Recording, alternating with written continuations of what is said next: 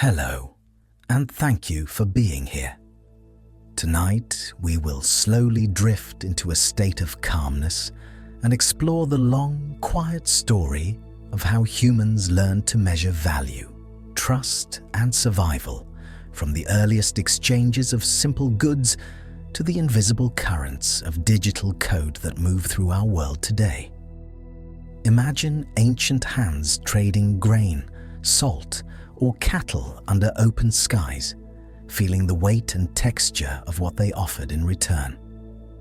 Picture rare shells and beads, once gathered from distant shores, carrying meaning not only as tools of trade, but as symbols of ritual, status, and shared belief.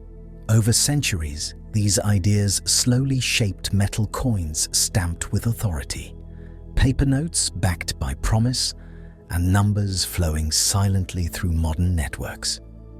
If you enjoy these relaxing moments, please consider leaving a like, subscribing, or sharing your thoughts below.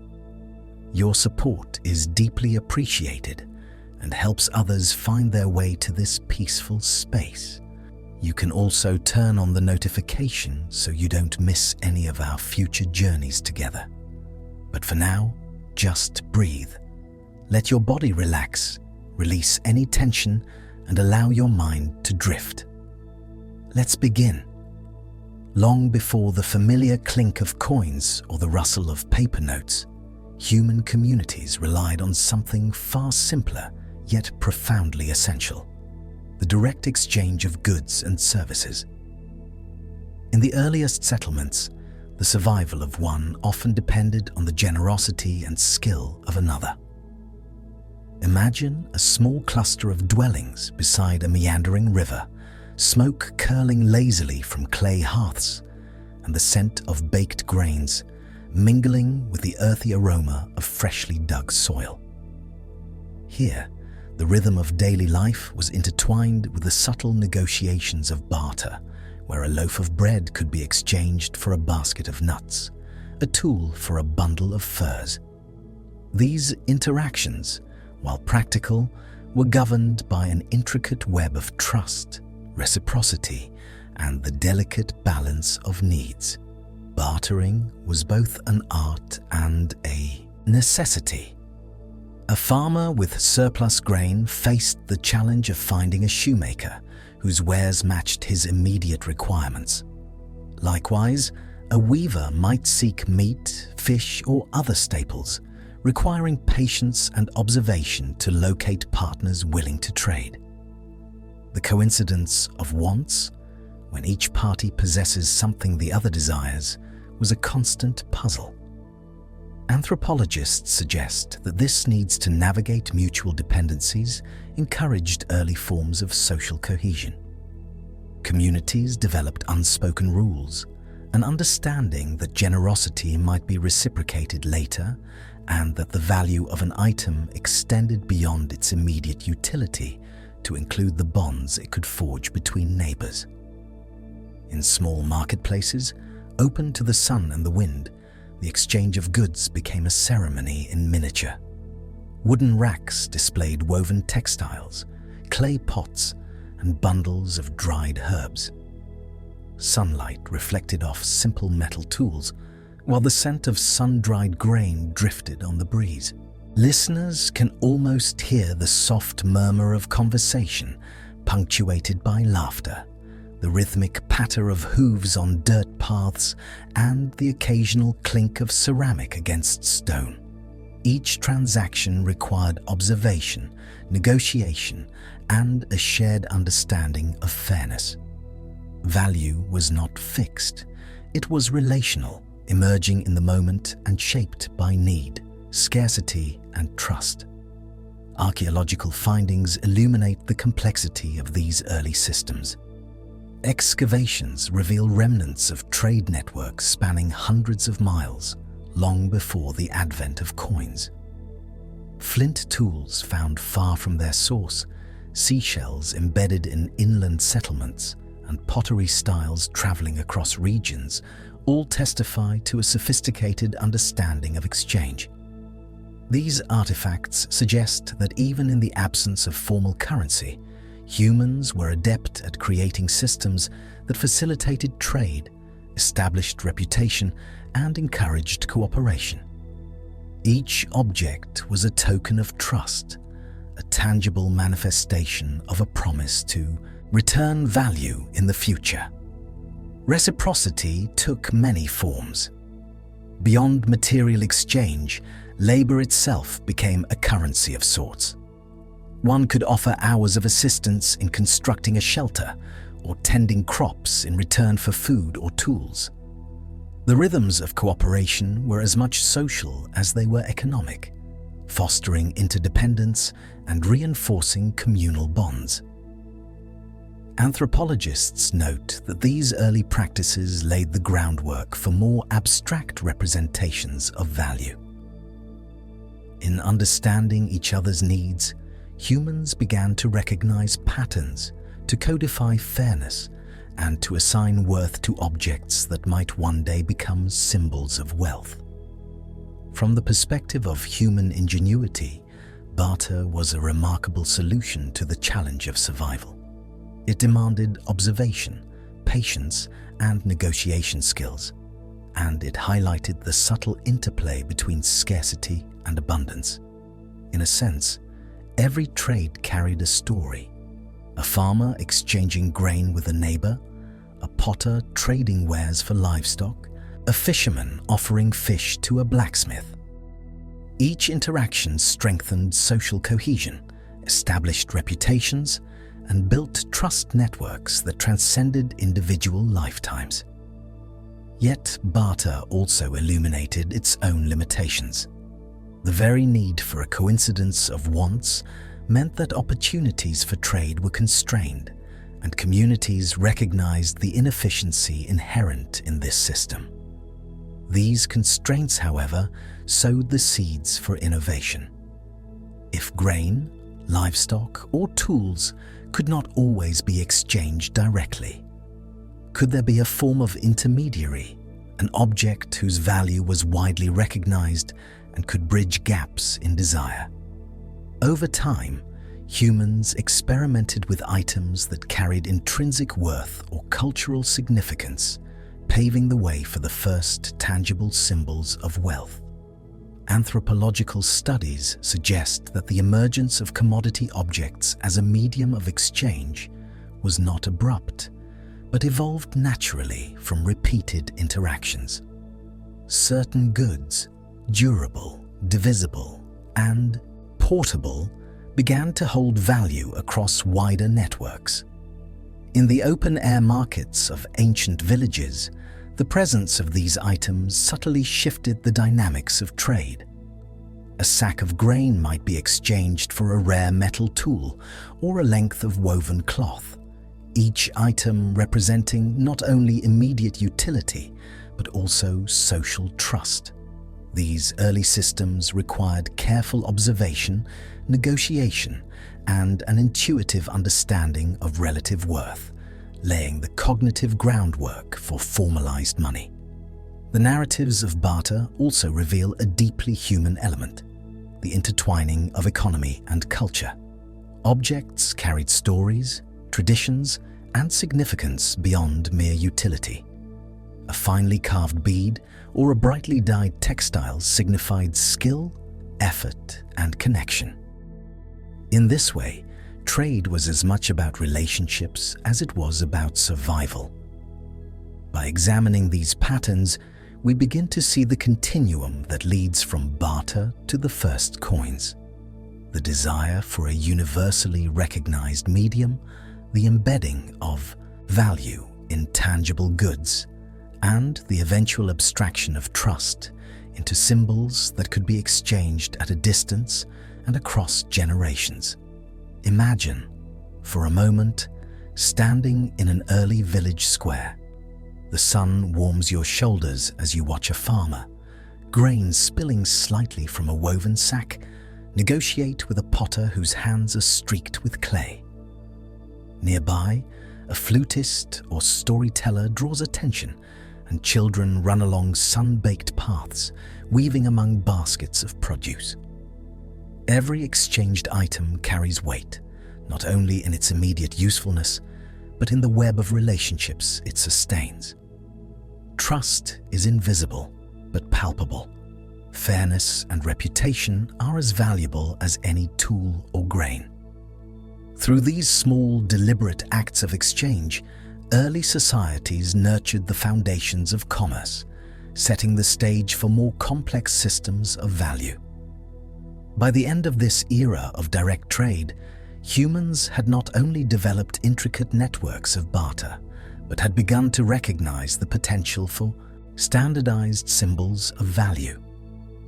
The first tokens, early commodity money, and ritual objects all trace their roots to the challenges and solutions of everyday exchange.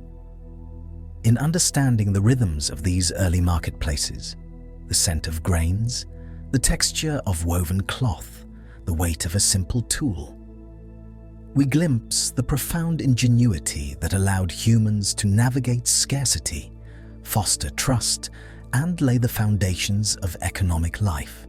From these humble beginnings, the trajectory of money, trade, and human cooperation unfolds. A story written in sweat, ingenuity, and the enduring search for shared value. Beneath the vast sweep of open skies, early communities discovered that certain goods possessed a value that transcended immediate need. Grain ripening in the fields, salt crystallizing along coastal lagoons, and herds grazing across fertile valleys were not simply provisions. They became markers of wealth, trust, and stability. Unlike the unpredictable exchanges of barter, these items offered a measure of universality, something that could be accepted across villages, regions, and eventually entire territories. In this way, the foundations of commodity money were laid, linking utility, scarcity, and social confidence into tangible forms of economic authority. Grain, in particular, held a central role in sustaining communities.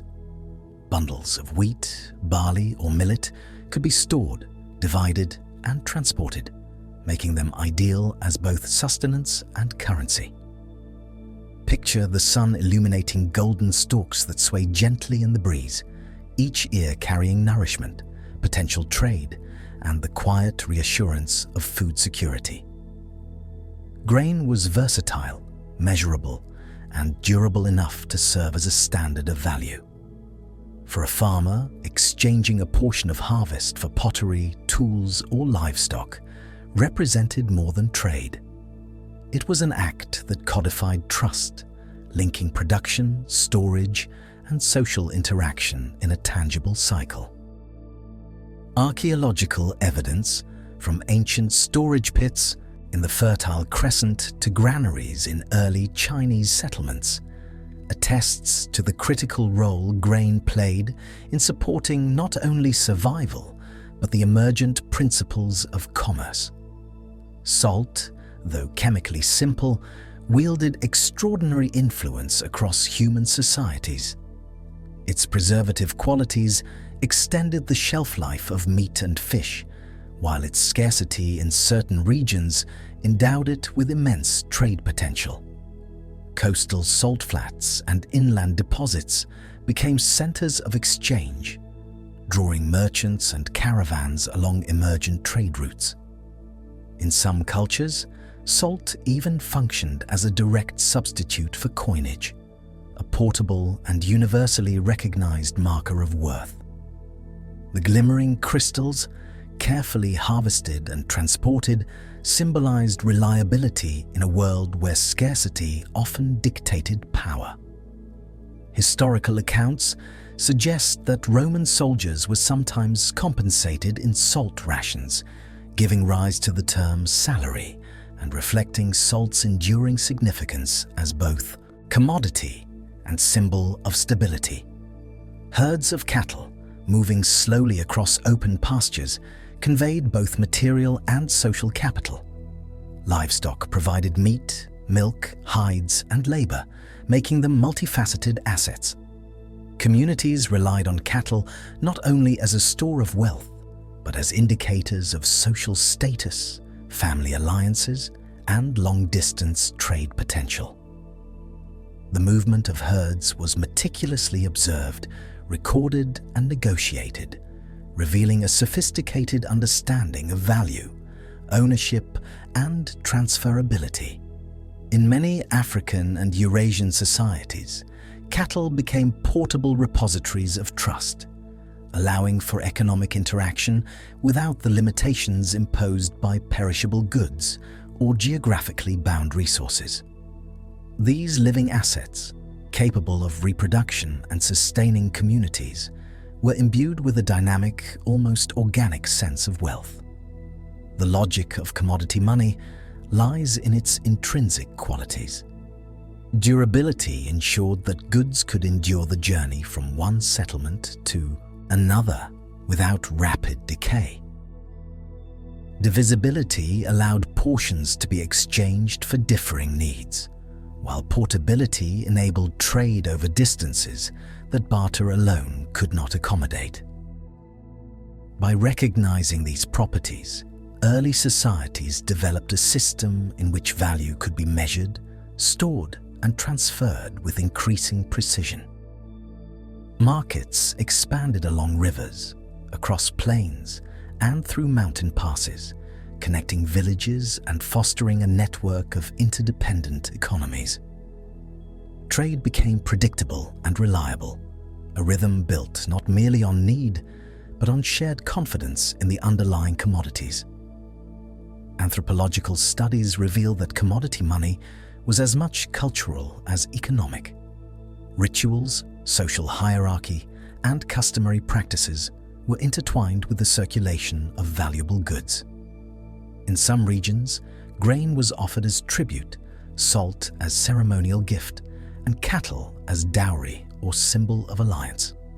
These exchanges reinforced not only wealth, but social cohesion, embedding trust and reciprocity into the very fabric of daily life.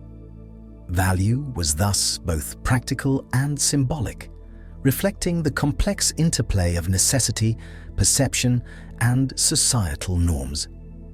Over time, the use of commodity money illuminated the limitations of direct barter, while simultaneously enabling more complex economic structures.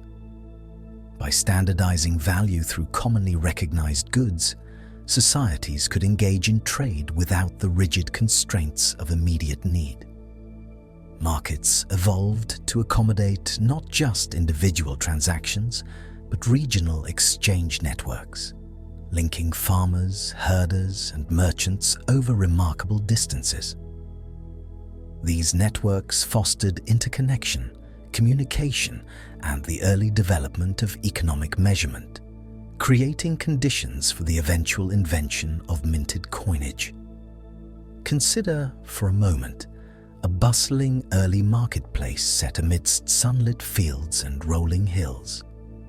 Merchants lay out sacks of golden grain beside pyramids of glimmering salt. Herdsmen guide cattle into enclosures, negotiating exchanges with farmers, potters, and weavers.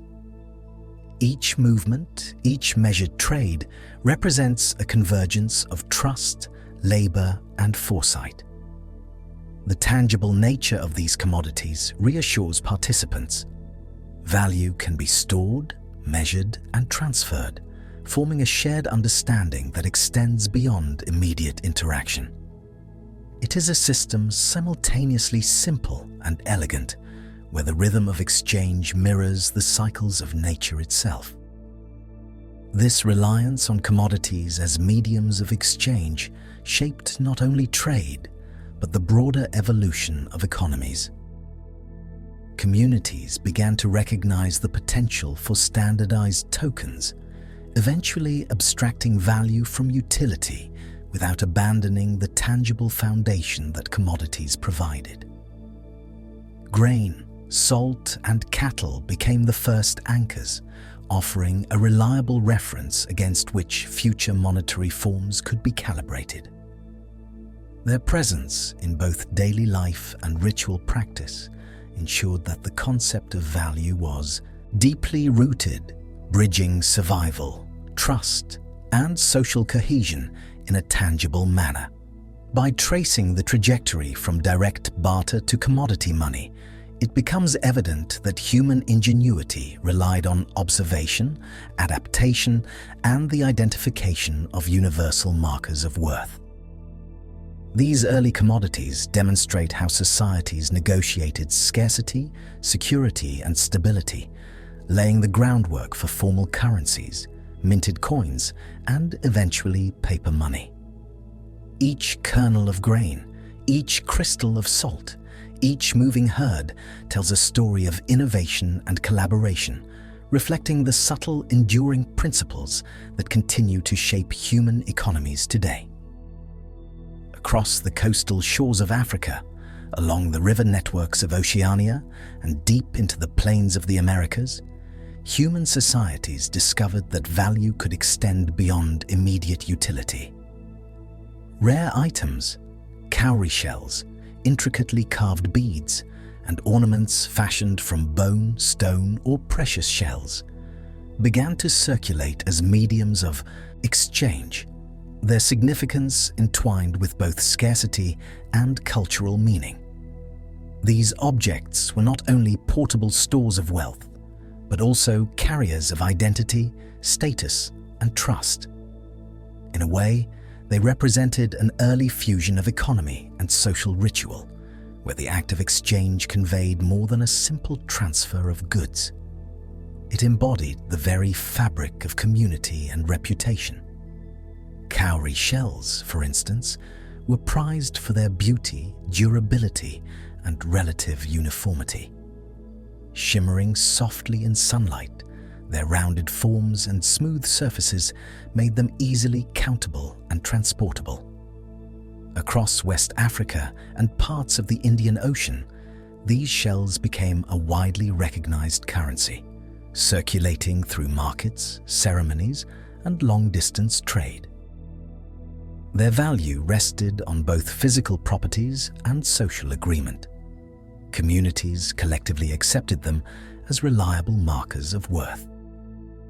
Archaeological records reveal strings of cowries carefully preserved in burial sites and ceremonial contexts, demonstrating that these items bridged economic, symbolic, and spiritual domains simultaneously.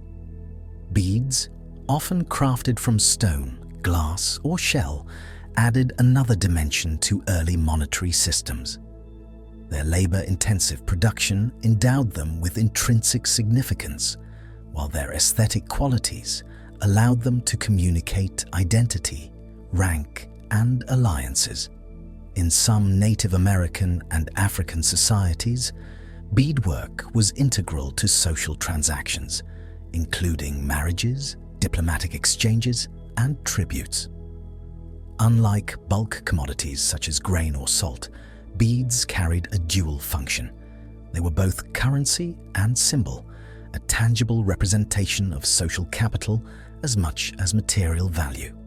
This duality illustrates how humans expanded the concept of money beyond mere necessity, embedding it in cultural practice and ceremonial life. The slow-moving canoes of riverine trade illustrate the deliberate nature of these exchanges. Imagine a vessel gliding along a sun-dappled river, its cargo of shells and beads meticulously arranged for inspection. Traders negotiate with measured gestures, exchanging ornamental treasures for foodstuffs, textiles, or tools from distant communities. In such contexts, trust was paramount. The value of a shell or a bead did not rely solely on its scarcity, but also on mutual recognition, a shared understanding that these objects could facilitate future exchanges and uphold social bonds. Through these practices, early societies cultivated a network of reputation, reliability, and interdependence that mirrored the abstract concepts of trust later embedded in coins and paper money. Ceremonial significance further reinforced the adoption of symbolic currency. In many cultures, shells and beads accompanied rituals, acted as offerings, or denoted authority. Leaders, elders, and traders understood that the circulation of such items communicated not only wealth, but social legitimacy. A string of cowries presented as tribute could affirm allegiance, while a necklace of carved beads could cement alliances or record debts. These practices highlight the intricate interplay between economic function and social meaning, illustrating that money's earliest forms were inseparable from culture and communal expectation. Long-distance trade amplified the importance of symbolic currency. Coastal shells from the Indian Ocean reached inland African settlements. Beads produced in Central America traveled along river systems to distant communities. Ornaments from the Pacific Islands crossed vast waters. These objects, valued both for utility and symbolism, facilitated exchanges that were otherwise impossible with perishable or cumbersome commodities. They became a common language of trust across diverse regions, allowing societies separated by geography to connect through shared acknowledgement of worth. The portability and recognizability of these items enabled complex trade networks to flourish centuries before standardized coinage emerged. The evolution from symbolic objects to minted coinage reflects a natural trajectory in human ingenuity. As societies recognized the efficiency of universally accepted symbols, the abstraction of value became increasingly formalized. Shells and beads demonstrated the principle that money need not be tied exclusively to subsistence or labor. It could embody trust, social hierarchy, and cultural identity. The patterns established by these early practices informed later innovations in metallic currency, legal tender, and state-sanctioned money, illustrating the continuity of human thought in the representation and negotiation of value. In market scenes, listeners can envision woven mats spread with delicate treasures, sunlight glinting off polished shells, and merchants carefully counting beads with experienced hands. Exchanges unfolded deliberately, each transaction layered with economic, social, and ceremonial weight. Beyond material utility, these objects communicated confidence in relationships and reinforced the invisible architecture of trust that bound communities together. Anthropologists note that societies engaging in such symbolic trade laid the cognitive groundwork for understanding abstract value, preparing the stage for coins and notes that would later dominate global economies. Ultimately, the use of shells, beads, and ritual objects as currency underscores a universal principle. Money is as much a social construct as it is a practical tool. Through careful selection, deliberate circulation, and cultural embedding, early humans created systems that integrated trust, identity, and utility. These practices illustrate the adaptability and insight of human communities, demonstrating that economic exchange is not merely transactional, but deeply intertwined with belief, reputation, and shared understanding. By tracing these patterns, we witness the continuity of human ingenuity, from symbolic exchange to the structured, monetary systems that follow. In the hills of Western Anatolia, around 600 BCE, an innovation emerged that would redefine commerce for millennia: the first standardized metal coins. The Lydians, skilled in metallurgy and trade, discovered that electrum, a naturally occurring alloy of gold and silver, could be shaped, weighed, and stamped with official symbols. These small, gleaming discs carried value both through their intrinsic metal content and through the authority conferred by a ruler's mark.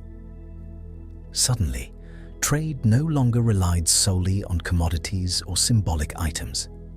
Value could be concentrated in a portable, durable, and universally recognizable object, capable of facilitating exchange across expanding city-states and distant regions. Electrum coins were minted with precision, each stamped with designs that communicated legitimacy. Lions, geometric patterns, and emblems of civic identity adorned their surfaces, signaling to every trader the assurance of weight and authenticity. Unlike barter or commodity-based systems, where value fluctuated according to immediate need or subjective perception, coinage provided a fixed standard. Merchants could accept these discs with confidence, knowing that their metal content and official imprint guaranteed worth. The introduction of such coins represents a profound shift in human thought, a recognition that currency could embody both material value and social trust simultaneously. The impact on marketplaces was immediate and tangible. Imagine sunlit forums in Lydia, filled with merchants and farmers, each offering goods ranging from textiles to pottery. Coins exchanged hands with subtle clinks, signaling transactions that were now simpler, faster, and more reliable. Trade extended beyond local networks, connecting city-states separated by mountains and rivers. These coins were not merely tools for exchange. They became instruments of social order, enforcing consistency in commerce and establishing a recognizable framework of value that transcended individual relationships. Greece soon adopted and adapted this innovation, transforming coinage into a powerful medium of economic and political influence. Athenian coins, struck in silver, carried the owl of Athena, representing wisdom, civic pride, and authority. Corinthian staters displayed Pegasus in flight, projecting both mythological significance and the reliability of weight and standardization. Each design, meticulously stamped into the metal, conveyed information that went beyond monetary value. The identity of the issuing state, its cultural symbols, and its political legitimacy. Coinage thus became a medium through which rulers and city-states could project authority, inspire trust, and facilitate commerce across increasingly complex networks. Technological mastery underpinned this transformation. Striking coins required control over metallurgy, weight, and uniformity. Lydian and Greek artisans developed sophisticated techniques to ensure consistency, employing dies, hammers, and carefully prepared alloys. The predictability of these coins reinforced confidence in trade, reduced disputes, and minimized the need for laborious barter negotiations. In this way, coinage represents not only an economic innovation, but also a technological and administrative achievement, integrating craftsmanship, governance, and commerce into a unified system. The social implications were equally profound.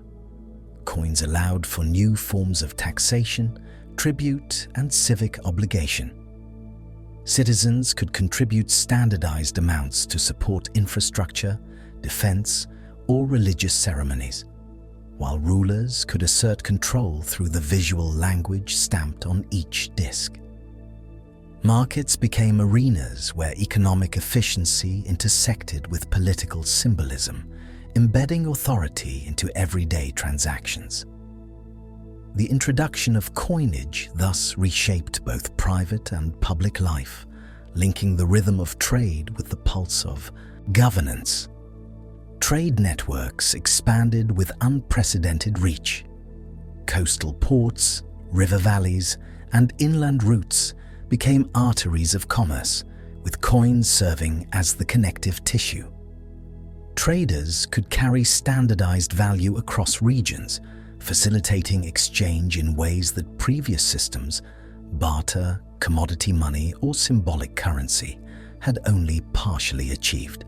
Archaeological excavations reveal Lydian coins far from their point of origin, discovered in Greek settlements, Anatolian towns, and beyond, attesting to the breadth of influence and the growing sophistication of ancient economic networks. By concentrating wealth in durable, portable, and officially sanctioned forms, coins also enabled the accumulation and storage of value. Individuals could save, invest, and plan for future needs with greater certainty than ever before.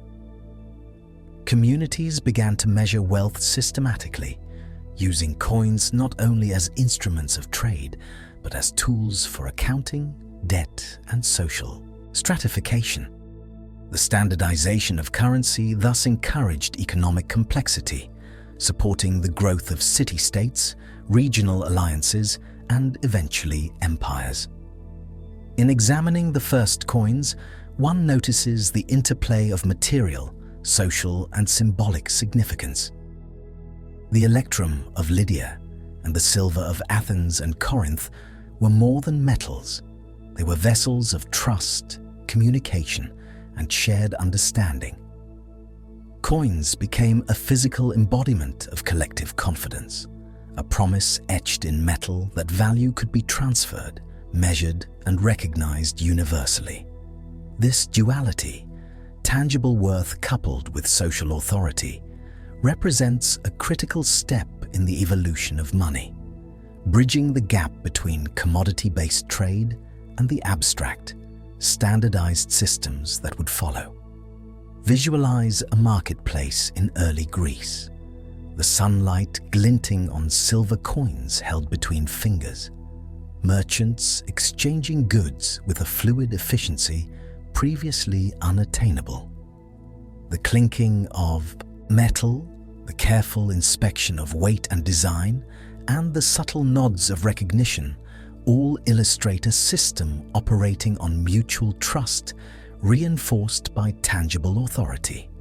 Through these early innovations, humans not only solved practical challenges of trade, but also created a medium capable of communicating legitimacy, cultural identity, and political reach, transforming commerce into a structured, enduring institution. Coins in Lydia and Greece thus represent a watershed moment in economic history.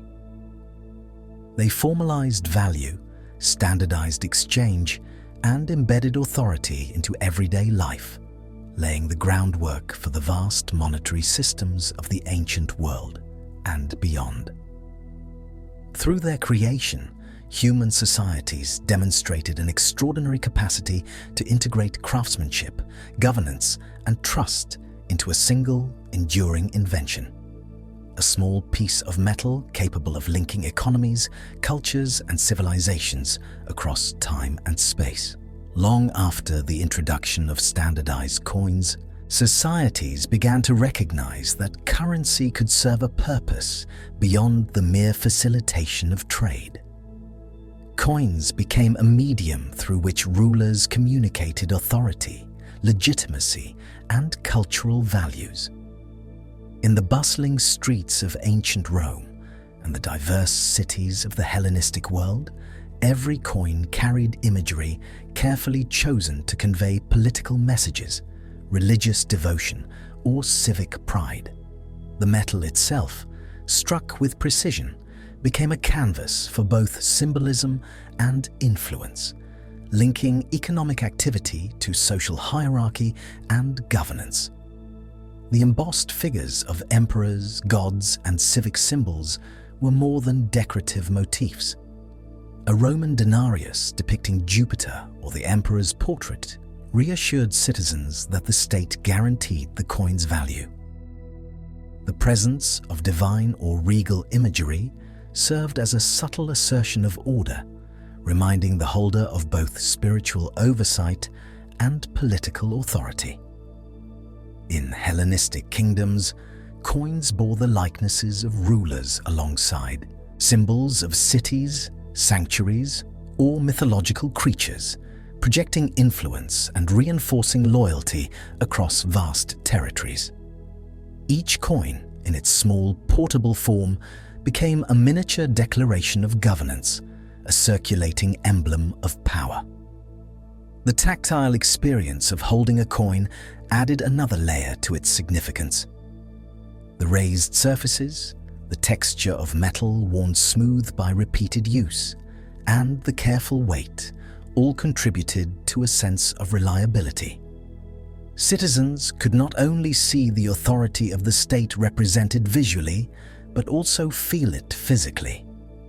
This connection between material and meaning strengthened trust, ensuring that the monetary system operated not merely as a technical mechanism, but as an instrument of social cohesion.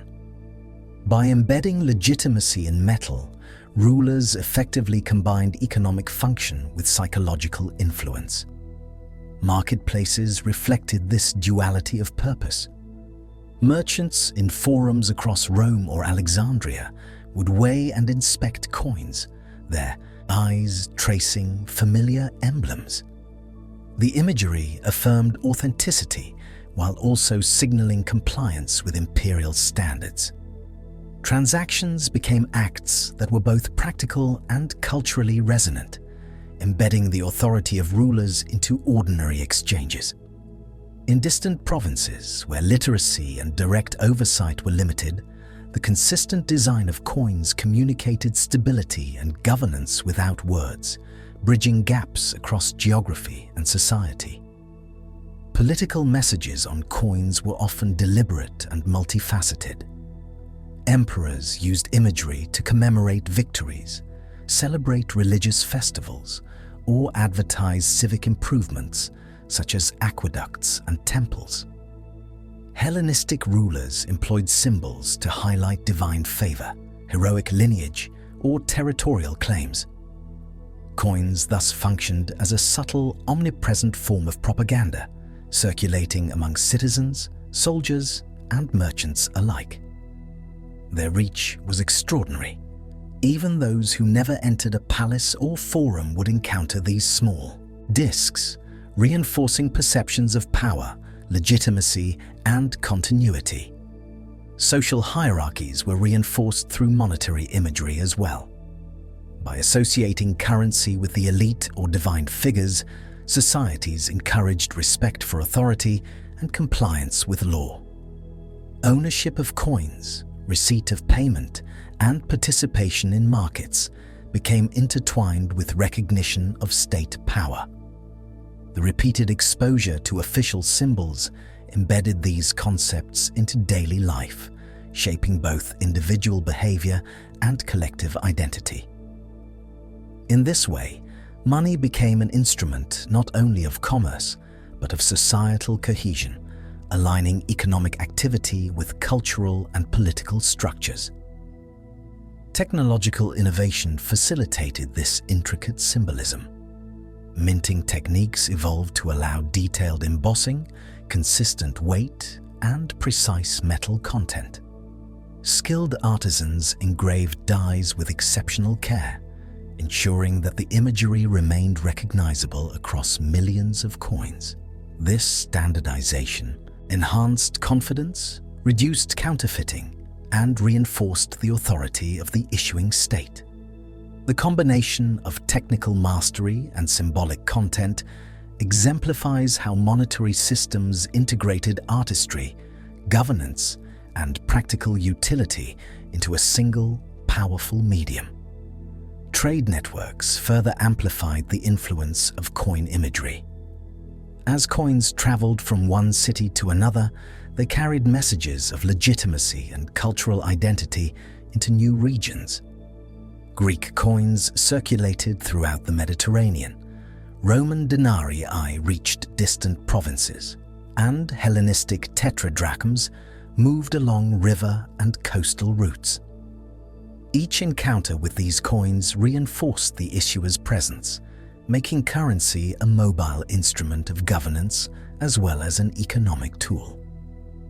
The portability of value thus became inseparable from the portability of authority, extending influence far beyond the physical borders of a state. In essence, coin imagery transformed money into a layered communication system. It simultaneously conveyed economic assurance, political legitimacy, cultural identity, and social hierarchy. Holders of coins engaged with them on multiple levels, as instruments of trade, symbols of trust, and reminders of collective authority. The deliberate use of design, imagery, and symbolism created a foundation for later monetary systems in which value, legality, and societal perception became intertwined, demonstrating the profound interplay between economy and governance in the ancient world. By integrating art, technology, and political strategy into small metal discs, societies elevated currency beyond a simple medium of exchange. Roman, Hellenistic, and other ancient coins illustrate a sophisticated understanding of human perception, trust, and authority. The act of exchanging currency became an interaction laden with significance, reinforcing power structures while enabling economic activity. In this way, the study of coin imagery offers insight not only into ancient economics, but into the broader social and political landscapes in which early money operated, revealing how material culture shaped the distribution of power across cities, regions, and empires. The Roman Empire, at its height, relied on money not merely as a tool for trade, but as a mechanism for governance, administration, and cohesion across vast territories. From the bustling forums of Rome to the distant provinces of Britannia and Asia Minor, currency standardized value and enabled the empire to function as a unified economic entity. The silver denarius, copper sestertius, and bronze follis formed a layered system of coins, each with defined weight, metal content, and purchasing power, allowing for transactions that ranged from daily market purchases to military pay.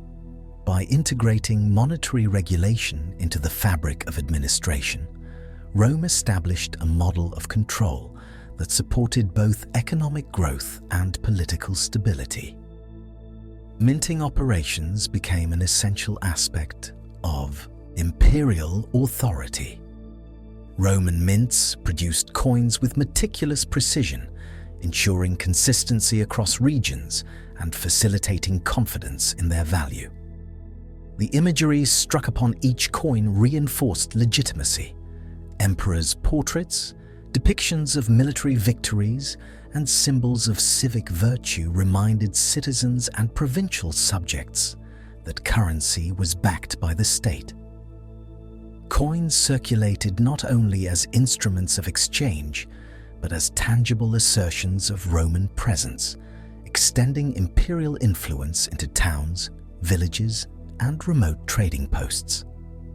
In effect, each coin carried both economic and ideological weight. The circulation of standardized currency enabled the empire to administer complex fiscal systems efficiently.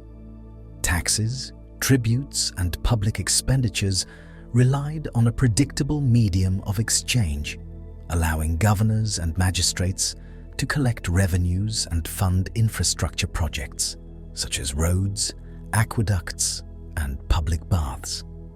Soldiers received regular pay in coin, which facilitated loyalty, disciplined logistics, and the projection of power across conquered territories. By tying economic activity directly to state operations, Rome achieved a level of coordination and integration unmatched in the ancient world, with currency functioning as a connective tissue linking central authority to local economies.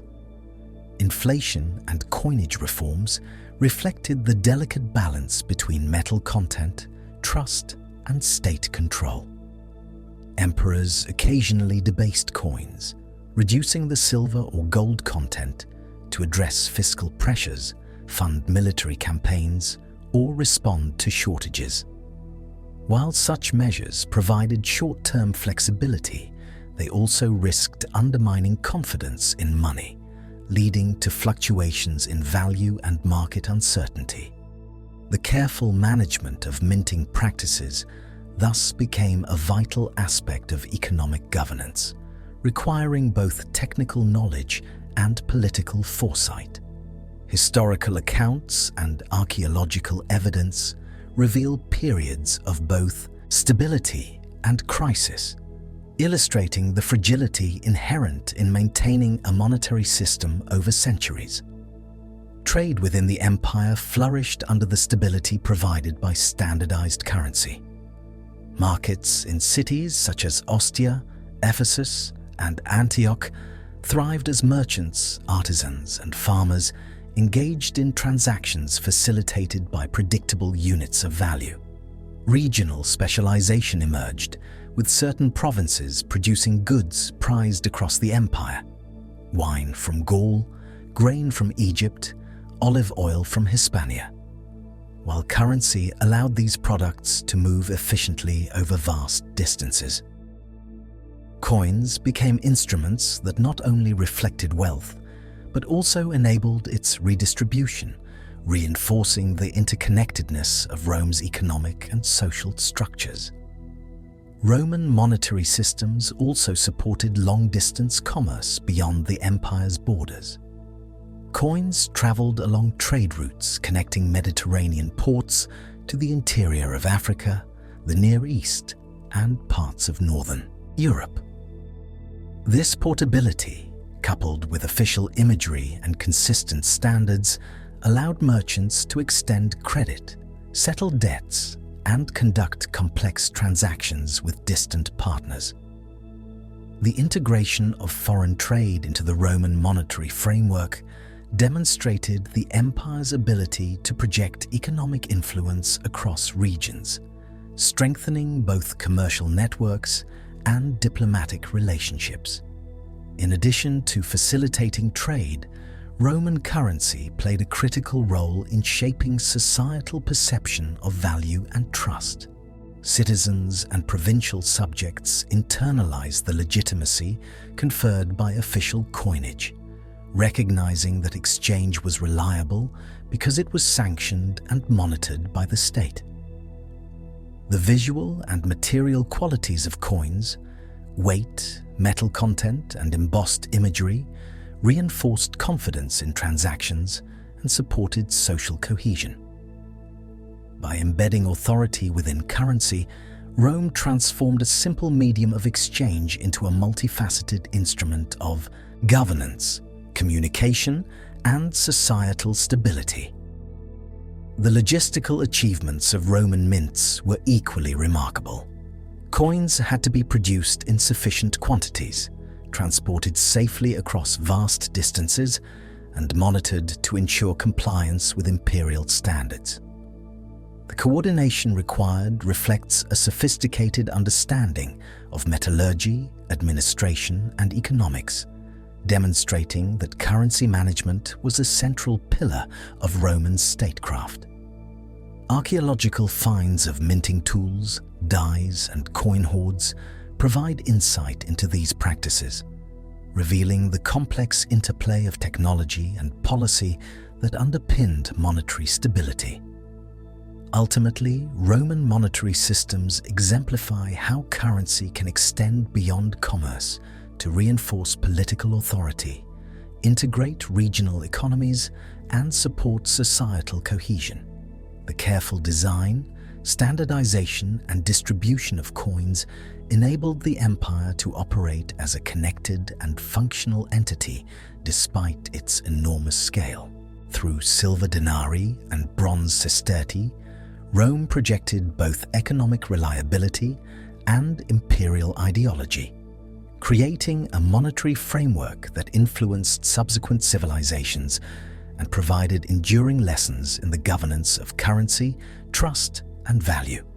As the Roman Empire faded and Europe transitioned from feudal structures to burgeoning urban centers, the nature of money and commerce began to evolve in profound ways.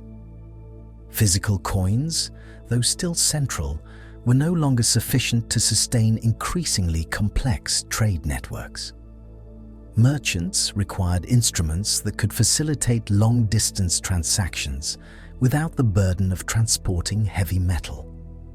This need gave rise to letters of credit, promissory notes, and early banking institutions, laying the groundwork for systems that would eventually define modern finance.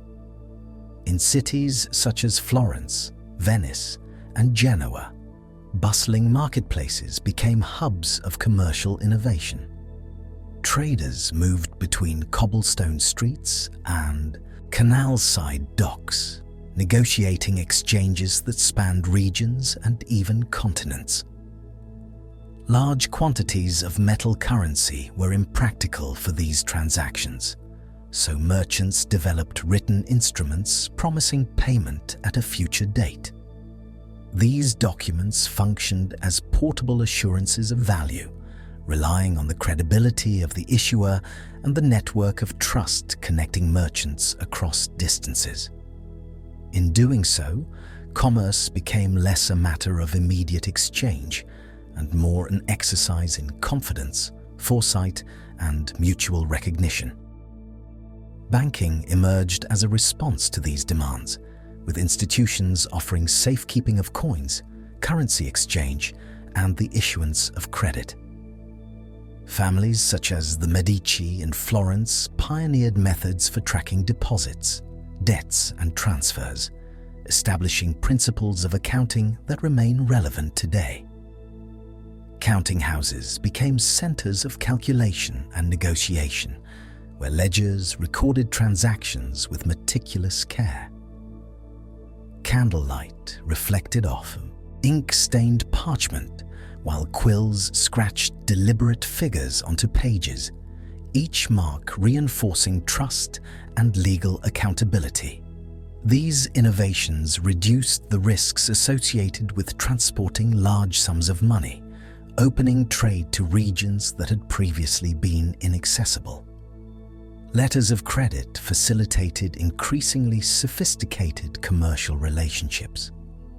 A merchant in Venice could purchase textiles from Flanders without physically carrying silver coins, instead presenting a written promise guaranteed by a trusted banker. These instruments allowed commerce to expand beyond local markets, connecting economies across Europe and into the Near East. Trade fairs, often held in cities along established routes such as the Rhine or the Adriatic, thrived under this system. They became venues not only for goods, but also for ideas, techniques, and financial innovation, creating networks that blended material exchange with intellectual and cultural connectivity. The rise of banking also intersected with the legal and social frameworks of the period. Promissory notes, deposits, and letters of credit carried enforceable obligations, and courts increasingly recognized their validity. The codification of these practices reflected both the growth of commercial sophistication and the need for reliable enforcement mechanisms. As trust shifted from purely personal relationships to institutional assurances, financial networks became more resilient and capable of supporting long-distance trade, urban development, and even early forms of investment. Economic expansion underpinned urban growth and the development of social hierarchies. Wealth concentrated in merchant families enabled them to sponsor infrastructure, patronize the arts, and participate in civic governance. Coins remained a unit of account, but paper instruments allowed for the storage and movement of value on a scale previously impossible. The combination of tangible currency and written credit created a dual system that was both flexible and stable, encouraging innovation while maintaining confidence in the overall economy. In addition to facilitating commerce, these financial innovations helped manage risk. Long journeys, unpredictable markets, and political instability threatened trade, but letters of credit and early banking systems mitigated these uncertainties. Merchants could plan shipments, negotiate prices, and settle debts without the constant concern of theft or loss of metal currency. This ability to manage economic uncertainty fostered a more predictable environment for trade, encouraging specialization, regional production, and international exchange. The cultural impact of banking and credit should not be overlooked. Counting houses and financial centers became nodes of communication, where information about prices, demand, and opportunities circulated alongside currency. Knowledge and reputation were intertwined with economic success, creating a system where trust and expertise were as valuable as gold or silver. Merchants who could navigate this landscape skillfully not only prospered materially, but also gained social influence, contributing to the gradual emergence of urban elites and the diversification of political power in medieval Europe. By the late Middle Ages, the foundations of modern finance were firmly established. The combination of standardized coins, credit instruments, and institutional banking allowed economies to expand across geographic, political, and cultural boundaries. Markets became increasingly interconnected, and monetary systems supported both local trade and global exchange, laying the groundwork for the commercial revolutions that would follow in the Renaissance and beyond. Medieval innovations in credit, banking, and economic management illustrate the human capacity to adapt monetary tools to the demands of growing complexity, demonstrating a continuous thread from coins and barter to the sophisticated financial networks of today. Long before Europe began to experiment with paper currency, China pioneered the use of money in a form that transcended metal. During the Tang dynasty, merchants began issuing promissory notes, allowing for the transfer of value over long distances without the cumbersome transport of coins. These early instruments, sometimes referred to as flying money, provided a practical solution to the logistical challenges of trade, particularly along the Silk Road and between regional markets. Traders could exchange goods across provinces with greater efficiency, relying on the credibility of the issuer and the interconnected networks of merchants that spanned China. By the Song dynasty, the concept of paper currency had evolved further, becoming a government-backed instrument. Provincial authorities, recognizing the advantages of standardized lightweight money, began issuing official notes redeemable for metal coins. These treasury notes, printed on fibrous paper, derived from mulberry bark and other plant materials, reflected careful regulation and oversight. Officials monitored circulation, tracked issuance, and instituted penalties for forgery, understanding that the utility of paper money depended entirely on the trust placed in it by merchants and citizens alike. This early centralization of authority marked a significant innovation in the history of monetary systems. Production of paper currency required both craftsmanship and technological sophistication. Ink, often derived from soot or plant-based pigments, was carefully applied to durable sheets, sometimes incorporating official seals or intricate designs to prevent counterfeiting. Workshops filled with the scent of drying fibers and ink as artisans prepared the notes for circulation. These measures reinforced confidence in the medium, ensuring that users accepted notes as legitimate stores of value.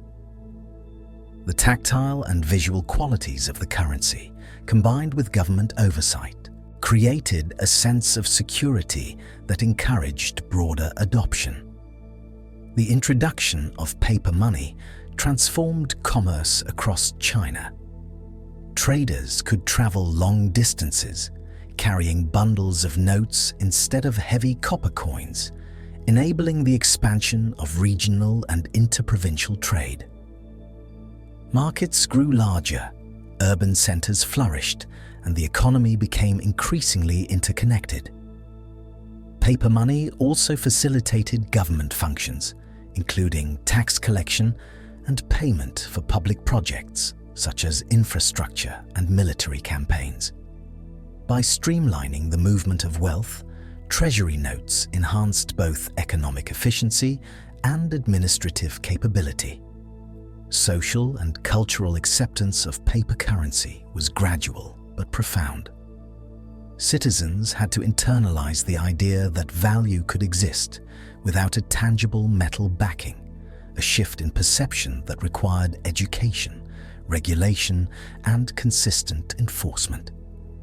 Merchants, accustomed to the weight and metallic luster of coins, learned to trust printed notes, understanding that their acceptance rested on a combination of official authority and communal confidence.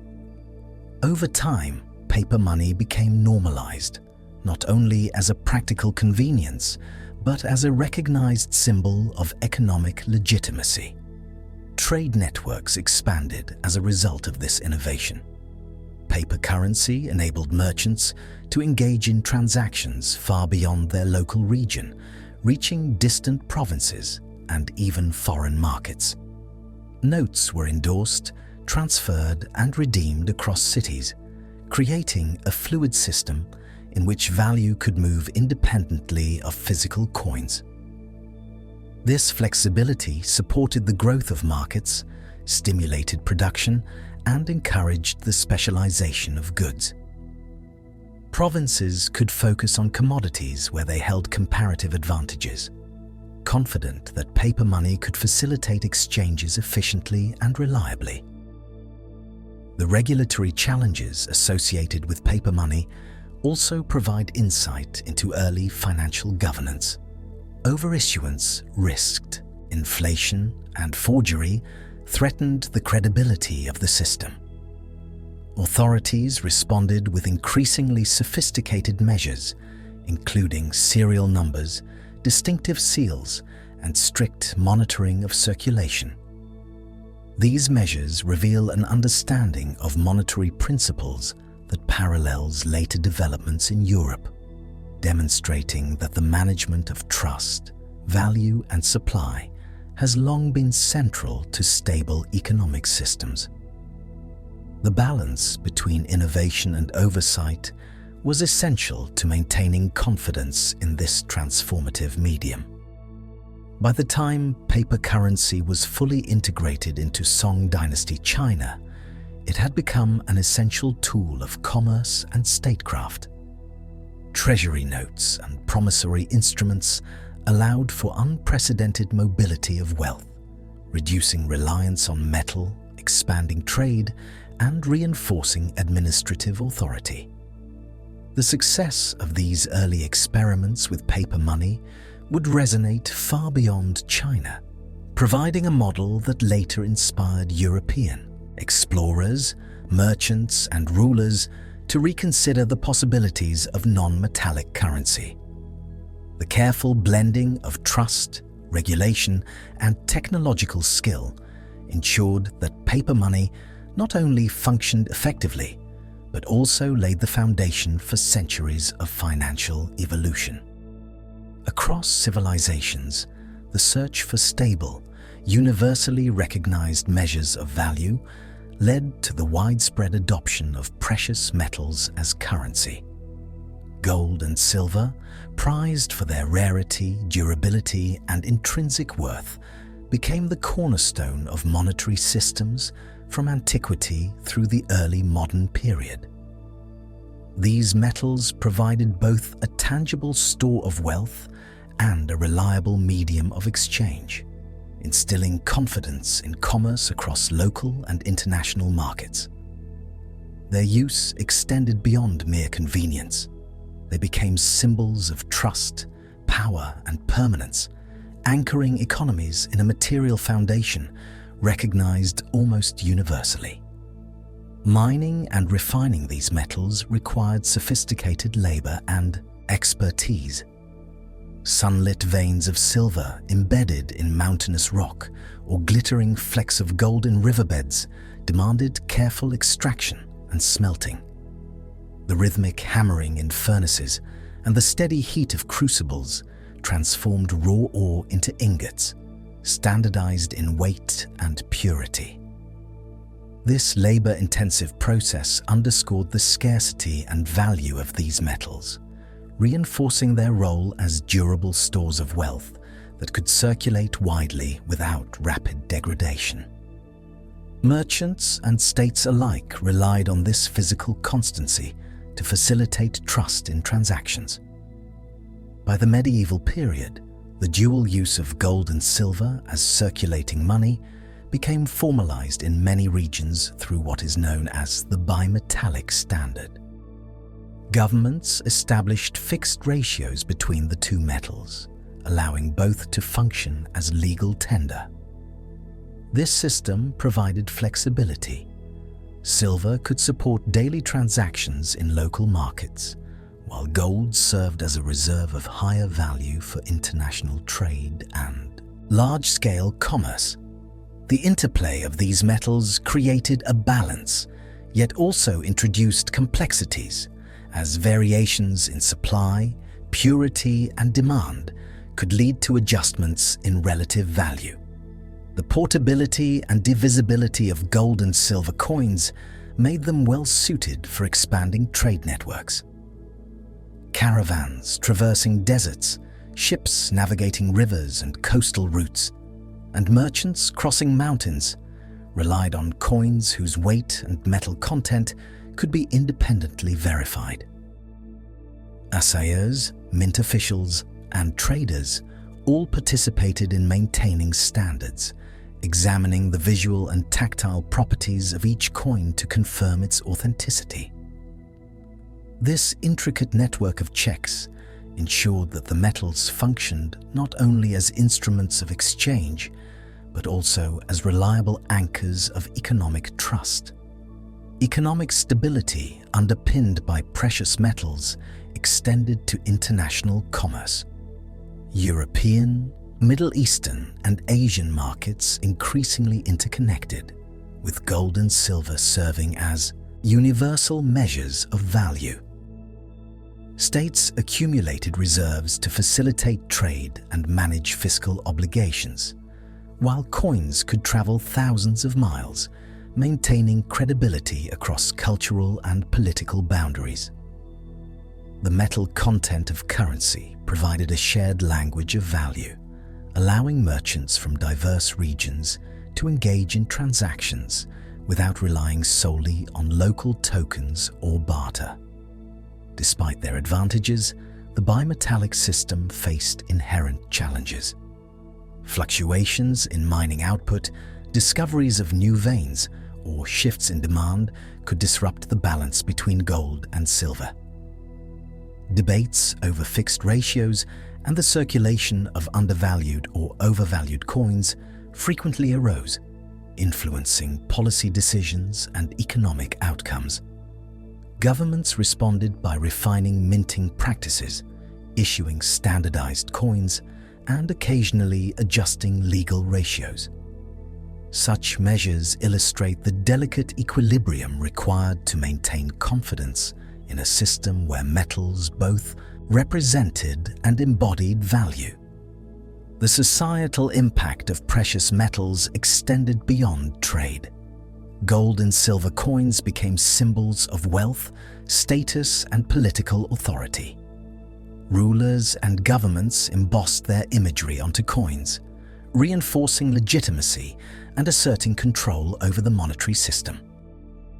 These designs communicated stability and power, ensuring that currency carried both economic and symbolic significance.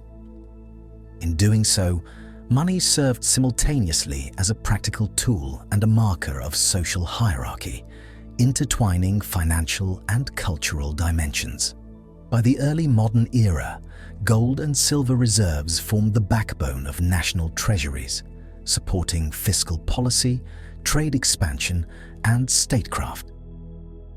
Banks and minting institutions coordinated the distribution of coins, monitored purity, and safeguarded reserves, reflecting a sophisticated understanding of both metal content and economic confidence. The principles underlying precious metal use, scarcity, divisibility, durability, and intrinsic value, remained central even as governments began experimenting with paper money and other forms of abstracted currency. The legacy of gold, silver, and the bimetallic standard is evident in modern finance. Their historical role demonstrates how tangible assets can underpin trust, facilitate long-distance trade, and stabilize economies. By providing a universally recognized measure of wealth, precious metals allowed societies to build extensive commercial networks, develop sophisticated fiscal institutions, and create durable systems of monetary authority. The interplay between physical commodities and human perception of value laid a foundation that continues to influence contemporary economic thought and practice. As trade expanded and economies grew increasingly complex, the limitations of decentralized currency management became apparent. Individual merchants, local governments, and regional mints could not always guarantee the stability of money, and fluctuations in supply or quality threatened commercial confidence. In response, nations began establishing central banking institutions to oversee currency, regulate issuance, and maintain economic stability. These institutions would become the guardians of national financial systems, balancing public trust with practical governance. The Bank of England, founded in 1694, represents one of the earliest models of a central bank with sustained authority over currency issuance. Its creation addressed pressing fiscal needs, including government borrowing and funding for wars, while simultaneously providing a mechanism to stabilize coinage and prevent sudden devaluation.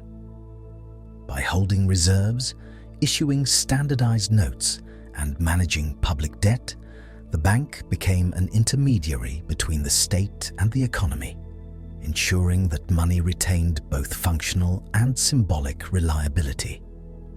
Across the Atlantic, the United States followed a parallel path with the establishment of the Federal Reserve in 1913. Faced with repeated financial panics and the inefficiencies of decentralized banking, policymakers designed a system capable of regulating money supply, setting interest rates, and serving as a lender of last resort. These functions allowed the U.S. economy to expand while maintaining confidence in the currency, reflecting an understanding that monetary stability is inseparable from social and economic order. Central banks rely on a combination of policy instruments to manage national currencies. By controlling the issuance of notes and coins, adjusting reserve requirements, and setting interest rates, these institutions influence liquidity and credit availability. The delicate calibration of these tools shapes economic activity, stabilizes prices, and mitigates the risk of inflation or deflation. Observers often note the invisible presence of central banks in everyday life, while citizens rarely see the inner workings of these institutions. Their decisions ripple through markets, affecting trade, employment, and the value of money in circulation. Beyond domestic control, central banks also coordinate with one another to manage international monetary relations. Exchange rates, foreign reserves, and cross-border lending create a network of interdependent financial systems in which stability in one nation can influence confidence in another. Institutions such as the Bank for International Settlements provide forums for discussion, research, and coordinated action, underscoring the increasingly global nature of currency management. Trust in these networks amplifies the effectiveness of national policies, allowing commerce to flow across borders with a sense of reliability. The operational routines within central banks blend tradition and technical innovation. In dimly lit offices, analysts monitor economic indicators, balance sheets are carefully reviewed, and ledgers record the movement of currency and reserves. Historical procedures, such as the verification of metal content in coins, evolved into modern methods of auditing, forecasting, and electronic monitoring. While the materiality of coins and notes has diminished in some economies, the underlying principles of oversight, accountability, and trust remain central to institutional authority. Central banks also play a critical role in crisis management.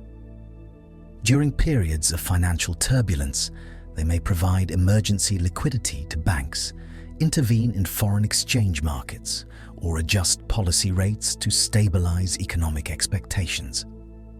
These interventions demonstrate the complex interplay between monetary tools, human behavior, and systemic confidence. A currency's value is not merely determined by metal or paper. It is reinforced by the perception of stability and the credibility of the institution that governs it. Central banks exist to safeguard this perception, ensuring that trust is maintained even under challenging circumstances. The cultural and symbolic functions of central banks should not be overlooked. Buildings, seals, and banknotes carry imagery and language that reinforce authority and legitimacy. Citizens, businesses, and international partners recognize these symbols as guarantees of reliability, embedding trust within the social fabric of economic life. Currency thus becomes both a practical medium and a marker of governance, reflecting the interdependence of financial systems and public confidence. In the broader historical context, the emergence of central banking represents a pivotal evolution in the story of money. From the tangible security of precious metals to the abstract assurance of institutional oversight, societies move toward mechanisms capable of managing value at scale. Central banks codified lessons learned from centuries of commerce, inflation, debasement, and economic innovation, ensuring that money remained a reliable instrument for trade, taxation, and long-term planning. Their role illustrates the human capacity to create systems that preserve stability while enabling growth, linking centuries of monetary experience to the complex financial networks of the modern world. Throughout history, the stability of money has often been fragile, vulnerable to overissuance, political upheaval, and economic mismanagement. The erosion of currency value, whether gradual or sudden, demonstrates the delicate balance between trust, metal content, and governance. Inflation and debasement have reshaped markets, altered social hierarchies, and forced communities to adapt to rapidly changing conditions, providing enduring lessons about the intrinsic connection between confidence and the function of money. In the Roman Empire, the denarius exemplifies the consequences of debasement. Initially composed of nearly pure silver, The denarius gradually lost content as successive emperors reduced the silver proportion to fund military campaigns, infrastructure, and bureaucratic expenditures. Citizens quickly noticed the diminished weight and luster, adjusting prices to compensate for the reduced intrinsic value. Markets reacted dynamically, often destabilizing trade and creating uncertainty. This early episode illustrates that monetary faith depends not only on legal decree, but also on perception of tangible worth. Medieval Europe experienced similar challenges. During periods of war or fiscal strain, rulers frequently clipped coins, mixed base metals with precious ones, or issued new coins with altered weights. Merchants and citizens responded by demanding more coins for the same goods, triggering inflationary pressures.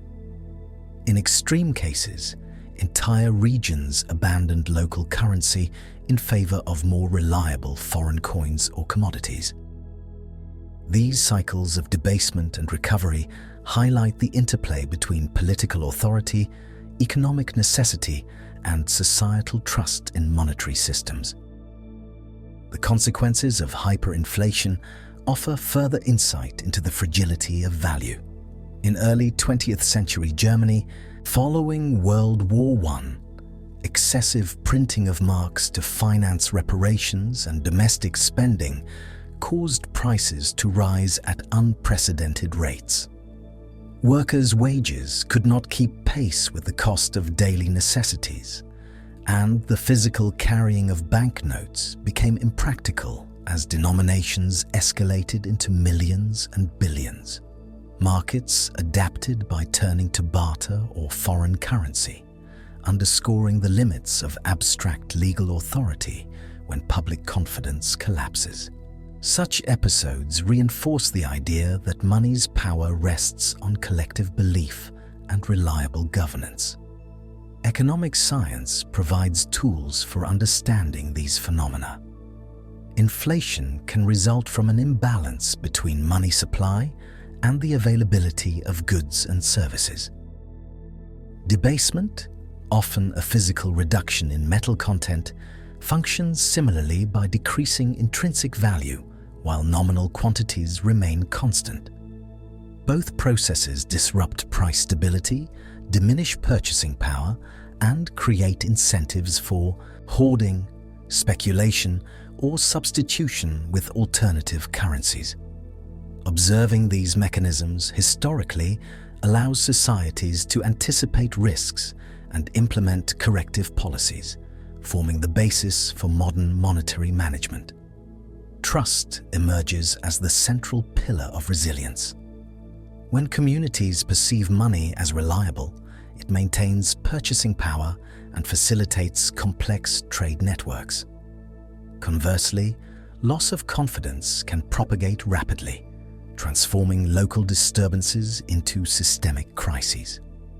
Governments and institutions that fail to uphold standards, whether through poor regulation, excessive issuance, or fiscal overreach, invite instability that affects all levels of society. History repeatedly demonstrates that monetary collapse is rarely the result of a single factor. It is the cumulative effect of eroded credibility, misaligned incentives, and external pressures. Cultural adaptations to monetary instability reveal human ingenuity. In response to debasement or rapid inflation, societies have turned to commodity substitution, foreign exchange, or informal credit systems. In some regions, barter systems revived temporarily, while in others, trusted foreign coins like Spanish silver dollars or British pounds became de facto currency. These adaptive strategies illustrate the fundamental principle that value is not inherent in an object alone, but arises from shared recognition and trust. Humans have repeatedly engineered alternative solutions to preserve transactional continuity amid uncertainty. The study of past collapses informs contemporary policy.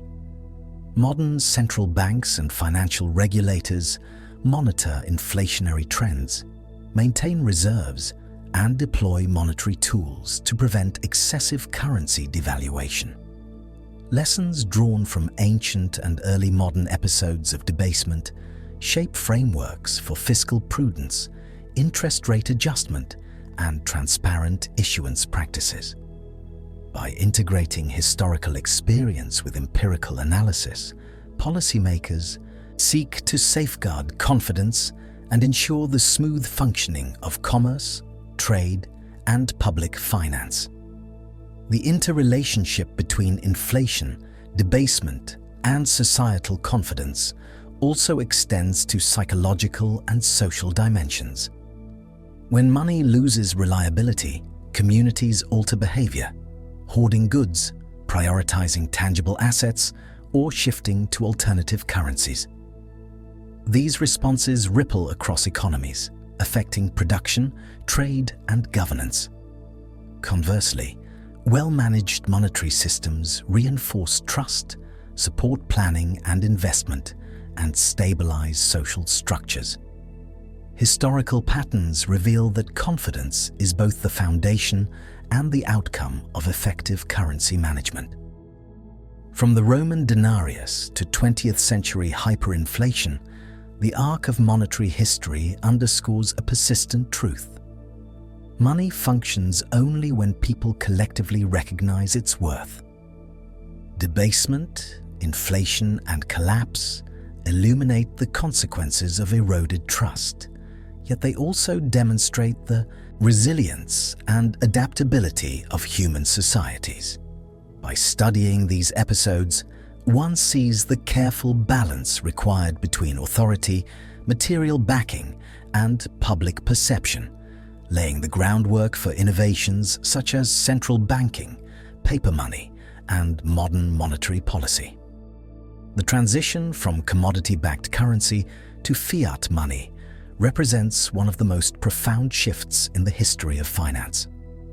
Unlike gold, silver, or other tangible metals, fiat money derives its value not from intrinsic material, but from the collective trust placed in governments and institutions that issue it. This transformation reflects an evolution in human belief. The recognition that money can function effectively as a social and economic tool, even when untethered from physical assets. The essence of value becomes symbolic, relying on confidence rather than substance.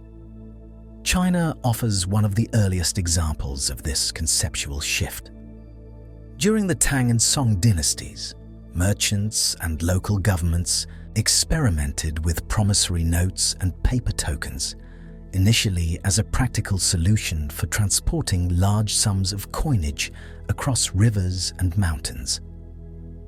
These early forms of paper currency facilitated trade over long distances, reducing the physical burden of metal coins. Over time, the state recognized the utility of these instruments and began issuing official notes, gradually establishing the principle that governmental authority could confer legitimacy on money itself. In Europe, the adoption of fiat principles emerged more gradually. Following centuries of reliance on precious metals, governments experimented with paper notes and treasury-backed currency during periods of economic expansion and war. These notes were technically promises of redemption, but their effective value depended on public confidence in the issuer. When trust wavered, notes could depreciate rapidly, highlighting the fragile nature of money that exists primarily in the realm of belief. Yet, when confidence was maintained, these instruments enabled unprecedented flexibility in fiscal policy and commerce. Fiat money allows governments to manage economic cycles with tools unavailable under strict metal standards. By adjusting the supply of currency, central banks can influence liquidity, control inflation, and stabilize employment. Interest rates and reserve requirements become levers through which financial authorities regulate economic activity. This capacity for dynamic intervention contrasts sharply with commodity-backed systems, where the money supply is constrained by the availability of physical resources and cannot easily respond to changing demand. The physical form of fiat money remains familiar. Notes printed on durable paper or polymer, bearing official seals, serial numbers, and anti-counterfeiting features. Each design serves both practical and symbolic functions. Citizens recognize these notes as legitimate instruments for exchange, while the visual markers reinforce authority, authenticity, and stability. Even as digital banking expands, the tangible presence of banknotes continues to anchor public trust, offering a visible manifestation of abstract confidence. International trade also benefits from fiat currency systems. Exchange rates and currency reserves allow nations to manage cross-border transactions without requiring the physical movement of gold or silver.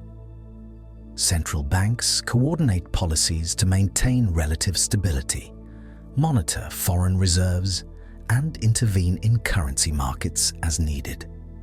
These mechanisms demonstrate that the value of money is increasingly constructed through networks of agreement, policy, and trust, rather than inherent material properties. The effectiveness of fiat money hinges on careful regulation and disciplined governance. Unchecked issuance can lead to inflation, eroding purchasing power and destabilizing economies, while rigid controls without responsiveness can stifle growth. Historical experience reinforces that confidence is cultivated through transparency, credibility, and consistent enforcement of monetary rules. Populations must perceive that their currency will maintain relative value over time, enabling planning, trade, and accumulation of wealth. Psychologically, fiat money requires a collective suspension of skepticism. People accept notes and digital balances as equivalent to tangible commodities because society enforces their recognition. This social contract underlies the functioning of modern economies. Taxes, wages, and commercial agreements are denominated in units whose value is widely acknowledged. In this sense, fiat money represents an agreement embedded in law, culture, and everyday practice, extending the role of currency beyond the material into the domain of shared trust. As economies grew in the 20th century, fiat principles became dominant worldwide. Nations gradually abandoned gold or silver standards, embracing currency backed by legal mandate rather than metal reserves. This shift facilitated large-scale public investment, international trade, and the development of complex financial markets. Citizens and businesses came to rely on abstract representations of value, confident that governments and central banks would maintain stability, while monetary policy became a central tool of economic management. The evolution to fiat money illustrates the human capacity to redefine the foundations of exchange. By decoupling value from physical substance, societies expanded the potential for economic flexibility, innovation, and global integration. Yet the system remains anchored in trust. Confidence is the invisible infrastructure that allows commerce to function, bridging the gap between symbolism and practical utility. Understanding fiat currency reveals that money is not merely a commodity, but a social and institutional construct shaped by centuries of experimentation, adaptation, and governance. As the 20th century progressed, advances in technology began to reshape the very concept of money, moving it from tangible coins and notes into the realm of digital representation. electronic banking emerged as a transformative force, enabling transactions to occur across cities, countries, and continents with unprecedented speed. The infrastructure that supports this system, servers, secure communication lines, and interconnected ledgers, remains largely invisible to the average participant. Yet it forms the backbone of modern finance, facilitating commerce in ways unimaginable just decades prior. The introduction of computerized banking systems in the 1960s and 1970s marked the first significant step toward global digitization. Large financial institutions adopted automated ledger systems to track deposits, withdrawals, and transfers with greater precision and efficiency. This shift reduced human error, accelerated transaction times, and enabled banks to manage increasingly complex networks of accounts. Customers experienced the early benefits in the form of more reliable account records and faster processing of checks, setting the stage for broader adoption of electronic services. Credit cards, introduced widely during the 1950s and 1960s, further revolutionized financial interactions. They transformed consumer behavior, allowing individuals to conduct transactions without immediate access to physical currency. Purchases could now be deferred, creating a system of trust between financial institutions, merchants, and consumers. Each transaction depended on verification through electronic networks, with authorization protocols ensuring that funds were available and accounts were secure. This innovation laid the groundwork for the seamless integration of banking with emerging digital technologies. Wire transfers and automated clearinghouses expanded the reach of electronic money beyond local and national boundaries. Funds could move instantaneously from one account to another, linking financial systems in real time. Corporations, governments, and individuals all benefited from this capability, which supported international trade, investment, and payroll operations. The speed and reliability of these transfers created confidence in the global flow of capital, demonstrating that money's effectiveness increasingly relied on sophisticated infrastructure rather than physical possession. Security became an essential consideration as money migrated into the digital sphere. Encryption protocols, secure servers, and authentication procedures emerged to protect against fraud, hacking, and unauthorized access. Financial institutions invested heavily in both hardware and software to maintain trust, recognizing that confidence in electronic systems is as critical as trust in traditional banknotes or coins. Regular audits, cybersecurity measures, and real-time monitoring became integral components of modern banking, ensuring that digital representations of value remained reliable. The globalization of finance was accelerated by electronic networks, connecting markets in New York, Tokyo, London, and beyond. Stock exchanges, currency markets, and interbank systems operated at increasingly synchronized intervals, allowing capital to flow efficiently across borders. Transactions that once required days or weeks could now be completed in seconds, creating a rhythm of commerce that linked distant economies into a cohesive financial ecosystem. The reliability of these networks allowed investors and governments to coordinate strategies and manage portfolios with a level of precision previously unattainable. Electronic banking also facilitated the rise of automated payment systems, payroll processing, and online bill settlement. Individuals could schedule transfers, track balances, and manage accounts without visiting a physical branch. These conveniences reflect the broader shift from money as a tangible object to money as information, a unit of account maintained and verified digitally. The confidence that society places in this information sustains the entire economic structure, demonstrating that currency is as much a construct of trust and agreement as it is a tool for trade. Digital ledgers, maintained by central banks and private institutions, became essential for accounting and regulatory purposes.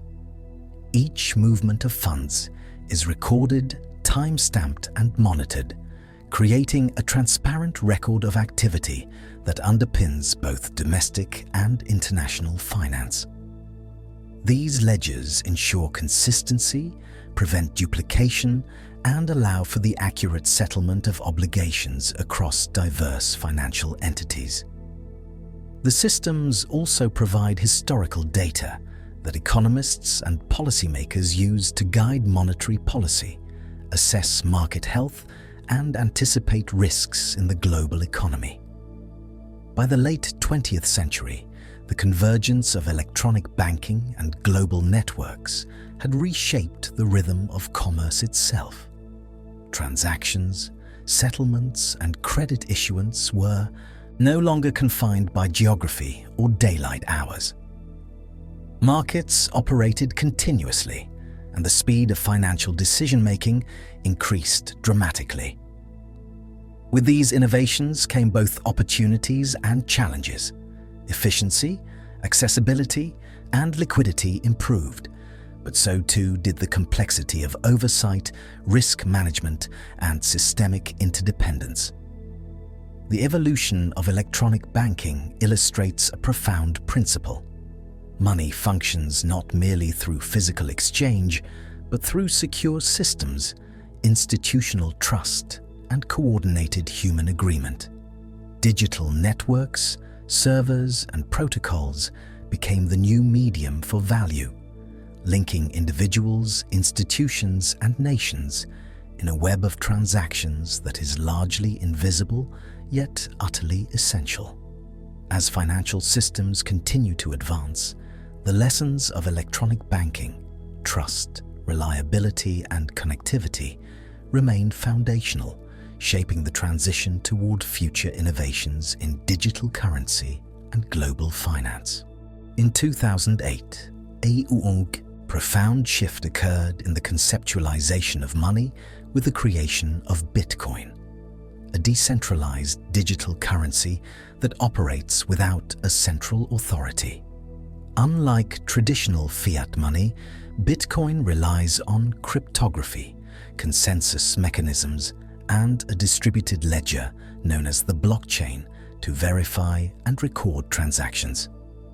This system replaces the role of governments and banks with mathematical proof and decentralized networks, redefining the foundations of trust in human exchange.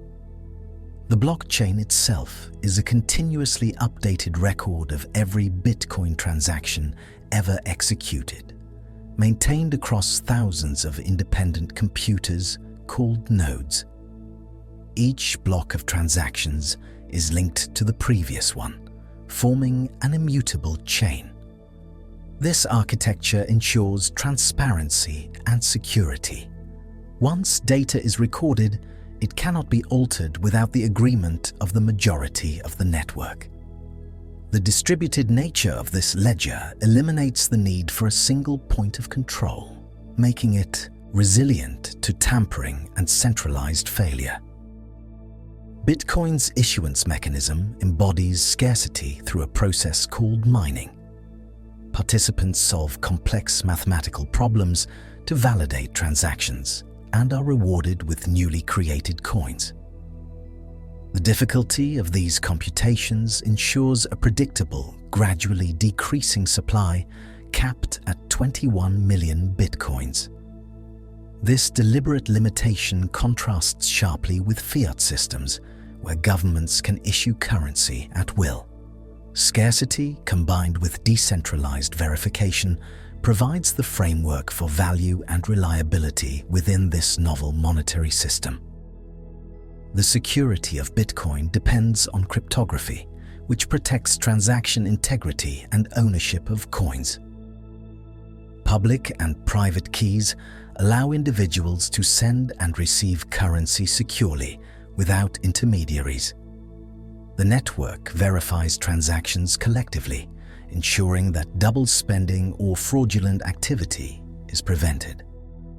This cryptographic framework underpins confidence in a system where no single authority can dictate policy or manipulate supply, illustrating that trust can emerge from algorithms and consensus rather than institutional enforcement. Decentralization extends beyond technology to governance. Bitcoin operates according to open-source protocols maintained by a global community of developers, miners, and users. Changes to the software require broad agreement, creating a form of distributed decision-making. This model represents a philosophical departure from centralized control, emphasizing autonomy, transparency, and community participation. It also introduces challenges, including scalability, regulatory compliance, and the coordination of upgrades across a diverse ecosystem of participants. The emergence of Bitcoin has inspired the broader field of cryptocurrencies, each exploring variations in consensus mechanisms, transaction speed, privacy, and governance. Ethereum, for example, adds programmable contracts, enabling applications that extend beyond simple payments. These innovations demonstrate the potential for blockchain to transform not only money, but also contracts, asset management, and information exchange. The underlying principle remains the same. Trust is embedded in code, mathematics, and network consensus, rather than centralized decree. Economic behavior within Bitcoin reflects human adaptation to decentralized incentives. Users weigh factors such as transaction fees, network confirmation times, and market volatility when engaging with the system. Miners invest computational power in exchange for rewards, contributing to network security while competing to validate transactions. Investors and speculators assess scarcity, adoption trends, and technological developments, creating markets that respond dynamically to supply and demand. This ecosystem functions entirely through transparent rules and shared agreement, highlighting an alternative model of value creation. The philosophical implications of decentralized currency are profound. By removing intermediaries, Bitcoin challenges traditional notions of authority and control in finance. Monetary policy, previously the domain of governments and central banks, becomes algorithmically determined. Users assume responsibility for their own security, storing keys and managing wallets with care. The system redefines the relationship between individuals and currency, emphasizing autonomy, resilience, and a direct connection to the mechanisms that create and validate money. Bitcoin's impact is not limited to theoretical frameworks. It has influenced global financial systems and regulatory approaches. Governments and institutions monitor cryptocurrency adoption, exploring both risks and opportunities. Some countries have embraced blockchain innovations to improve payment systems, while others have imposed restrictions to safeguard economic stability. These developments underscore the interplay between decentralized technology and traditional structures, highlighting the continuing negotiation between innovation, trust, and societal governance. The rise of Bitcoin and blockchain illustrates that money is ultimately a construct of collective confidence, whether rooted in physical metal, governmental decree, or cryptographic certainty. By embedding trust in mathematics and distributed networks, cryptocurrencies offer a novel solution to long-standing challenges in finance. Reliance on central authorities, susceptibility to inflation, and vulnerability to systemic failure. They extend the historical evolution of money into the digital era, suggesting that value can exist independently of tangible form or institutional control, sustained instead by shared agreement and transparent verification. The story of money continues to unfold as technological innovation redefines its form and function. Central banks and private institutions now explore digital currencies, envisioning systems that combine the efficiency of electronic transactions with the reliability of government-backed monetary authority. Unlike traditional paper notes or coins, central bank digital currencies, CBDCs, exist entirely as digital representations of value, designed to operate alongside conventional money while providing faster, more traceable and secure transactions. Experimentation with CBDCs reflects a careful balance between innovation and stability. Countries such as China, Sweden, and the Bahamas have introduced pilot programs, testing frameworks that allow citizens to hold, transfer, and spend digital currency under the guidance of central banks. These initiatives aim to increase financial inclusion, reduce transaction costs, and streamline settlement processes. By embedding digital infrastructure directly into state oversight, governments seek to maintain public trust while adapting to the demands of a rapidly evolving economy. Parallel to state-backed developments, decentralized cryptocurrencies continue to advance, offering an alternative vision of monetary exchange. Networks like Bitcoin, Ethereum, and emerging digital assets operate independently of centralized authority, relying on cryptography, consensus protocols, and distributed ledgers to verify and record transactions. These systems provide participants with greater autonomy, privacy, and security, though they also introduce challenges in scalability, regulatory compliance, and volatility. Together, centralized and decentralized models illustrate the diverse paths through which society is exploring the future of money. The integration of digital currencies into everyday life is already evident in mobile payments, peer-to-peer transfers, and online commerce. Consumers can send funds across continents within seconds, access banking services without physical branches, and monitor accounts in real time. These capabilities transform the rhythm of economic activity, reducing friction, expanding access, and redefining convenience. As cash use declines in many regions, digital forms of money increasingly serve as the primary medium of exchange, reflecting a shift from tangible assets to information-based representations of value. Emerging technologies such as blockchain and smart contracts expand the potential of digital currencies beyond simple payments. Transactions can be programmed to execute automatically under predefined conditions, enabling trustless agreements, automated supply chain settlements, and secure asset management. These innovations hint at a broader reimagining of commerce, where currency, contracts, and verification processes converge within secure, transparent digital frameworks. The efficiency, transparency, and resilience offered by these systems position them as a natural evolution of centuries of monetary experimentation. The philosophical implications of this transformation are significant.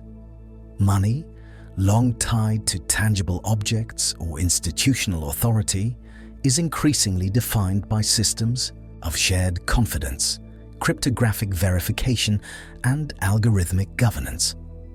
Trust, rather than physical substance or centralized control, remains the fundamental foundation. Societies must adapt to this conceptual shift, learning to navigate new forms of value, manage digital risk, and integrate emerging technologies into economic and regulatory structures. International collaboration and regulation will likely play central roles in shaping the trajectory of digital currencies. Cross-border payment systems, interoperability between national digital currencies, and global financial oversight require coordination among central banks, financial institutions, and international organizations.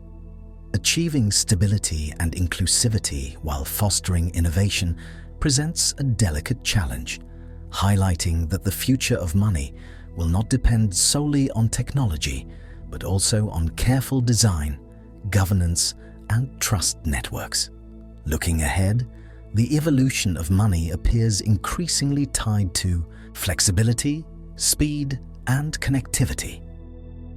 Digital currencies promise to expand access, enhance efficiency, and reshape economic participation, while continuing to reflect fundamental principles of trust and value. The historical arc, from shells and beads to coins, paper money, and cryptocurrencies, illustrates that money is a human construct, continuously adapted to meet the needs of commerce, governance, and society. In the digital era, these adaptations accelerate, offering new possibilities for financial systems that are faster, more resilient, and globally interconnected. The journey of money is far from complete. As technology progresses, societies will explore innovations that merge central authority with decentralized systems, tangible and digital forms, and economic efficiency with social trust. Each step builds upon centuries of experimentation, observation, and adaptation, revealing that the essence of currency lies not in its form, but in the confidence and cooperation it inspires. Digital currencies, blockchain technologies, and emerging financial networks signal a future where value is simultaneously abstract, secure, and universally recognized, continuing the long evolution of human ingenuity in defining and managing money. As our journey through this evolving story of currency comes to a close, allow yourself to sink even deeper into relaxation. You may sense how money, in all its forms, has always reflected human belief, cooperation, and power. From the clink of ancient coins in bustling marketplaces, through the quiet trust placed in paper and banks, to the soft hum of digital systems and cryptographic chains securing value in the modern age. Let these images fade gently, like distant echoes of trade routes and glowing screens dissolving into darkness. Let the gentle sensations of peace and calmness envelop your body and mind. Feel your thoughts gently fading, your muscles softening, and your breath flowing naturally and effortlessly. Rest here, fully supported in this safe and serene space. If you enjoyed this relaxing moment, please consider leaving a like, subscribing, or sharing your thoughts below. Your support is deeply appreciated and helps others find their way to this peaceful space. You can also turn on the notification so you don't miss any of our future journeys together. But for now, let your body relax, release any tension, and allow your mind to drift. Good night, and sleep well.